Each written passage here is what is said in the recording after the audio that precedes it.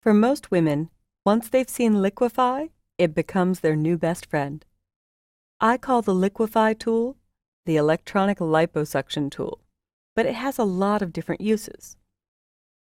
Filters are technically known as plugins, and Liquify is a plugin or a basic portion of Photoshop that is immensely powerful. So under the filter menu, you'll see Liquify.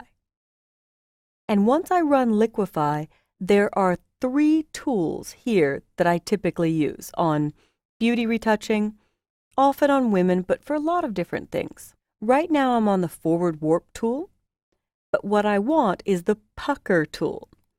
And the pucker tool sucks in fat. With the pucker tool, I want to make this woman's waist a little bit thinner, because in this photograph she complained that her jacket made the waist look wider, and sometimes the fabric or clothing or just the angle can make people unhappy. So I want to make her happier with the photo because she loved the top portion of it, but still keep her looking like herself.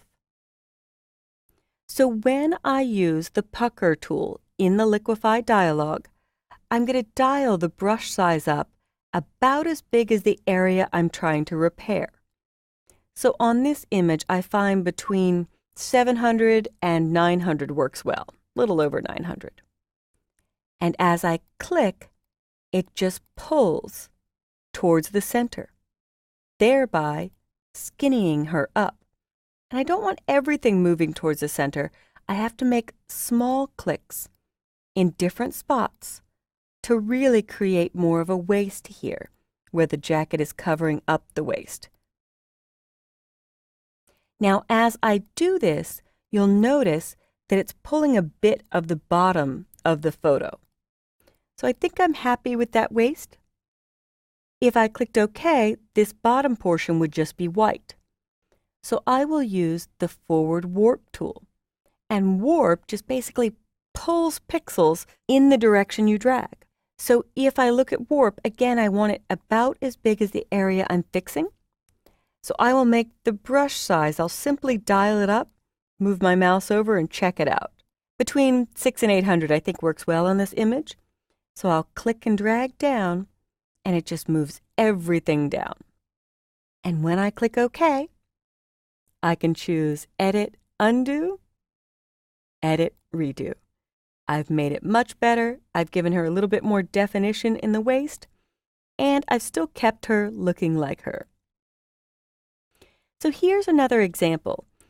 Often when photographs are taken and you've got your arm on your waist or your arm at your side, a lot of people tend to press their arm against their body, and that may make the arm look twice as big. I try to remember to keep my arm away from the body, but today those Hollywood arms are enviable, and everybody is in pursuit of very thin or very muscular arms. So if you want to mimic more of that, in a photograph, we can again use Filter, and be very careful not to choose Liquify at the top. Whenever you run a filter, it can repeat the last thing you did by choosing Filter and the name of the first thing under the menu, and you'll see the keyboard shortcut for that. But if I were to choose Liquify right here, it's hard to see what happened, but if I undo and redo, I had to scroll down to see it's repeating what I did in the last photo, and that's not what I want for this one. So I will undo that and make sure that I go to Filter and go below the Convert for Smart Filters down to the Liquify dialog. Now I'm ready. And for this shot, for the arm, I always use, on my pucker tool, a brush size that's bigger than the area I'm trying to fix. So that's a little tight, so I'll go between 200 and 300. That will work. You also have to be careful with the pucker tool not to click and drag because it'll do some really weird, odd-looking things. So I'm going to undo that with Command-Z or Control-Z. I recommend you use it with a series of small clicks that you just work your way down the photograph with. And a lot of photographers use this on noses to see what the person might look like with a smaller nose. Just any body part or any part that might have picked up a bad angle because it was closer to the camera.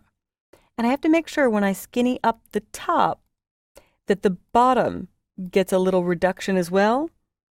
And I usually have to take my whole head back and take a look at it from a distance to see if I've gone too far. Here, I've got a little ripple above the arm, so to repair that, I might go to a smaller brush size and just see if I could pull that ripple in. I look for the telltale signs of the ripples. Since I'm here, I might as well try a waist skinny up. So I'll make the brush a little bigger than the waist itself, and I don't just keep clicking on the center. I move left and right to pull everything towards that. It actually will add a little bit more black space here between the two. So I'm making a skinnier waist. And I think I'll let it go there. I've seen many people use this to give themselves a larger upper half or a larger bottom half. That's in fashion now. But you can use it on your thighs to make them skinnier. I could, just for fun, before I leave this, do a brush size that's very small, maybe 70, and I try to hit tab and not return or enter, but you could see what somebody would look like with a nose job, or if you thinned the top portion, if you're curious. So I'll choose Edit Step Backward until that nose is intact again, and each click has to be undone. There, so I saw it kick into the waist, so I can step forward. I'll click OK. I will fit in window, and I'll hit Command Z on the Mac or Control Z on Windows to see before and after. It's almost like you don't know how bad it is until you do the before and after. I'm sure it was fine originally. So the last thing I want to show is using Liquify to remove double chins. Again, people often have a habit of leaning their head back to try to fit in the camera lens or in the photograph when they should be leaning forward and maybe craning their neck out, which feels unnatural, and down so you don't get a double chin. People also tend to lean their head back when they're happy, when they smile, if you think of somebody jolly going, ha, ha, ha, and their head goes back, which produces a double chin that they may not have normally. So again, to the Filter menu and Liquify, and I will use the Warp tool, the Forward Warp tool. And with that, I'm going to go small enough that it's not going to manipulate too much above the chin. And I'll zoom in with Command plus or Control plus and just start pushing up subtly and work my way all the way up the chin line, trying to keep the original lighting direction and angles. This earring will get a little bit out of whack, but I could fix that with the Bloat tool. The bloat will make things wider. Often at large magazines, they use the bloat tool to make people's eyes bigger, or they'll use the warp tool to elongate the neck. There's a whole series of videos on YouTube where they've done a beautiful model shoot, and then after that shown all the post work. So I do this as a nicety for my friends, just to try to make them feel a little bit better where I've captured a great shot, but they were just seeing the flaw in it. This way I can still have the great shot and remove the subtle flaw. So that looks a little fake here, but I'm going to show you how to fix it. And before I finish, I might move this earring over or out. It's always working from dead center, so I had to get the dead center on the earring. And as the last tip, I could try the bloat tool. You could try it on the middle of the eyes to make them bigger, especially if somebody has an eye that is maybe a little bit lazy, but it can get very fake very fast. So I'm going to step backward and remove that. But it will sometimes open a little bit of a slightly closed eye if it just looks out of proportion. I'm going to leave those alone and click OK. So before and after.